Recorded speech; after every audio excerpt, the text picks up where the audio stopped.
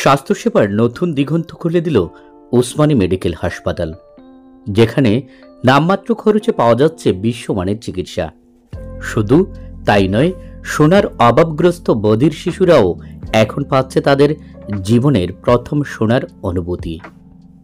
আজকের ভিডিওতে জানুন কিভাবে বিশ্বমানের এই সেবাটি দিচ্ছে Sylhet MAG Osmani medical college হাসপাতাল, তাও একেবারে নামমাত্র মূল্যে। এক দশক আগেও দেশে বধিরতায় ভোগা মানুষের জন্য ককলিয়ার ইমপ্ল্যান্ট চিকিৎসা প্রচলিত ছিল না। অনেকে তখন বিদেশে 20 থেকে 25 লক্ষ টাকায় এই চিকিৎসা করাতেন। এখন অবশ্য দেশেই 10 থেকে 15 লক্ষ টাকায় তা সম্ভব। তবে সরকারি ব্যবস্থাপনায় দেশের 8টি হাসপাতালে নামমাত্র টাকায় এই চিকিৎসা করা যাচ্ছে।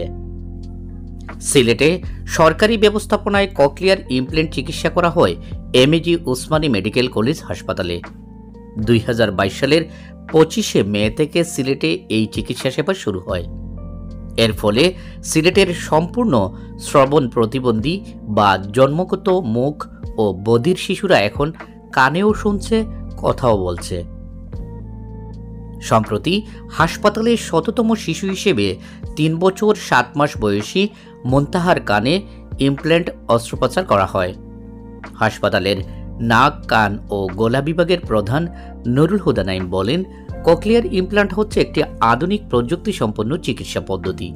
দক্ষ ও বিশেষজ্ঞ চিকিৎসকেরা অস্ত্রোপচারের মাধ্যমে শিশুর কানে ইলেকট্রনিক ডিভাইস লাগিয়ে এই চিকিৎসা করে থাকেন।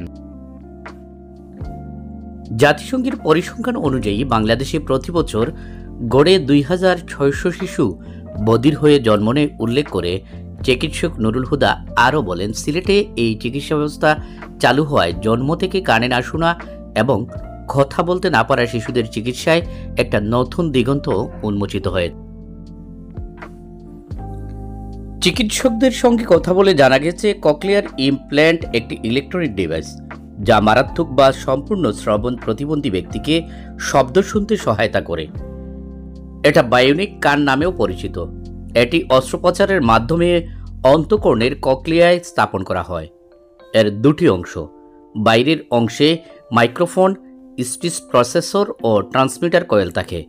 ভেতরের অংশে রিসিভার, স্টিমুলেটর ও ইলেকট্রেড থাকে।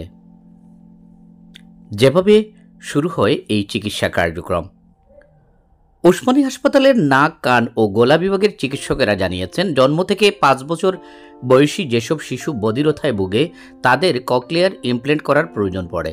শুরুতে কেবল ঢাকাতেই এই চিকিৎসা হতো। ঢাকার বাইরে সিলেট ও চট্টগ্রামে সরকারিভাবে এমন চিকিৎসা চালুর জন্য উদ্যোগ নেওয়া হয়। এটি বাস্তবায়ন করে সমাজ কল্যাণ মন্ত্রণালয়। 2020 ও 21 অর্থ বছরে সিলেটে এ প্রকল্পের কাজ শুরু হয়। পরে 2022 সালের 25 মে থেকে সিলেটে এই চিকিৎসা শুরু হয়। সিলেটে এ প্রকল্প বাস্তবায়নে কর্মসূচি পরিচালক ছিলেন চিকিৎসক নুরুল হুদা। প্রকল্প বাস্তবায়ন সংশ্লিষ্ট সূত্রে জানা গেছে, সমাজ কল্যাণ মন্ত্রণালয়ের আর্থিক অনুদানে 2010 সাল থেকে বঙ্গবন্ধু শেখ মুজিব মেডিকেল বিশ্ববিদ্যালয়ে ডেভেলপমেন্ট অব ককলিয়ার ইমপ্ল্যান্ট কর্মসূচি চলছে। এরপর পর্যায়ক্রমে ঢাকার 5টি হাসপাতালে একই মন্ত্রণালয়ের অধীনে এই কর্মসূচি বাস্তবায়িত হয়। এছাড়া এখন Chattogram CMH, Sylhet MAG Osmani medical college ও ময়মনসিংহ মেডিকেল কলেজ হাসপাতালে সরকারি ব্যবস্থাপনায় একই চিকিৎসা চলছে। এর বাইরে ফরিদপুর মেডিকেল কলেজ হাসপাতালে এই চিকিৎসা চালুর বিষয়টি প্রক্রিয়াধীন আছে। ওসমানী হাসপাতাল সূত্রে জানা গেছে, নাক, কান ও গলা বিভাগের অধীনে আলাদা একটা ইউনিট স্থাপন করা হয়েছে। নির্মাণ করা হয়েছে অস্ত্রোপচার কক্ষ। যেসব শিশুর বধিরতা আছে তাদের অভিভাবকরা হাসপাতালে নাম নিবন্ধন করাতে পারবেন। পরে গরিব ও নির্বাচিত শিশুদের অগ্রাধিকার ভিত্তিতে এই চিকিৎসা দেওয়া হয়ে থাকে। ইমপ্ল্যান্ট ইউনিটের সঙ্গে সংশ্লিষ্ট ব্যক্তিরা জানান, অস্ত্রোপচারের জন্য ওসমানী হাসপাতালের নতুন বহির্বিভাগের 10ম তলায় ককলিয়ার ইমপ্ল্যান্ট কার্যক্রমের কার্যালয়ে একটি নির্ধারিত ফরম পূরণ করতে হয়। সেখানে শিশুর অভিভাবকের বার্ষিক আয় উল্লেখ থাকে। পরবর্তী সময়ে রোগী নির্ধারণের জন্য চিকিৎসকেরা বিভিন্ন পরীক্ষা নিরীক্ষা করে থাকেন। চূড়ান্তভাবে নির্বাচিত রোগীদের প্রথম ধাপে সিটি স্ক্যান, এমআরআই সহ বিভিন্ন পরীক্ষা নিরীক্ষা করিয়ে অস্ত্রোপচারের উপযোগী কিনা সেটা নির্ধারণ করা হয়। পরে যারা অস্ত্রোপচারের উপযোগী তাদের নাম বরাদ্দ কমিটিতে পাঠানো হয়। সে কমিটি চূড়ান্তভাবে নির্বাচিতদের নাম জানায় এবং পর্যায়ক্রমে অস্ত্রোপচারের জন্য ডাকা হয়। আর এই নিবন্ধন প্রক্রিয়াটা নামমাত্র খরচে সেবা দেওয়ার জন্যই কিন্তু করা হয়েছে বলে জানান সংশ্লিষ্টরা। একই সূত্রের তথ্য অনুযায়ী যাদের অস্ত্রোপচারের প্রয়োজন হয় তাদের অভিভাবকের বার্ষিক আয়ের উপর ভিত্তি করে শ্রেণীভেদে 15,000 টাকা থেকে 3 লাখ টাকা পর্যন্ত সরকারি কোষাগারে জমা দিতে হয়। এরপরই সম্পূর্ণ বিনামূল্যে চিকিৎসা করা হয়। এ সময় এক একজন রোগীকে বিনামূল্যে গড়ে 8 থেকে 12 লাখ টাকার ডিভাইস লাগানো হয়। তবে দুজন ছাড়া উসমানী হাসপাতালে অস্ত্রোপচার করা রোগীর অভিভাবকের আয়ের ভিত্তিতে 15,000 টাকা করে সরকারি কোষাগারে জমা দিয়ে সেবা পেয়েছেন। সংশ্লিষ্ট ব্যক্তিরা জানান, 5 বছরের কম বয়সী জন্মবধির শিশু এবং 5 বছরের উপরে যারা কোনো কারণে কানে কম শুনেন এমন রোগীদের চিকিৎসাই উসমানীতে হয়ে থাকে। অস্ত্রোপচার শেষে একজন রোগীকে হাসপাতালে কমপক্ষে 1 বছর নিয়মিতভাবে অডিও বার্বাল থেরাপি দিতে হয়।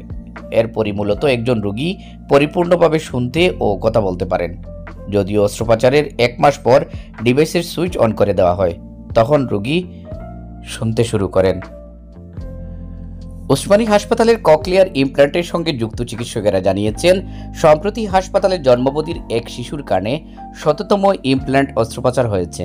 3 বছর 7 মাস বয়সী শিশু মুনতাহার অস্ত্রোপচারের মধ্য দিয়ে হাসপাতালটি এই মাইলফলক অর্জন করেছে।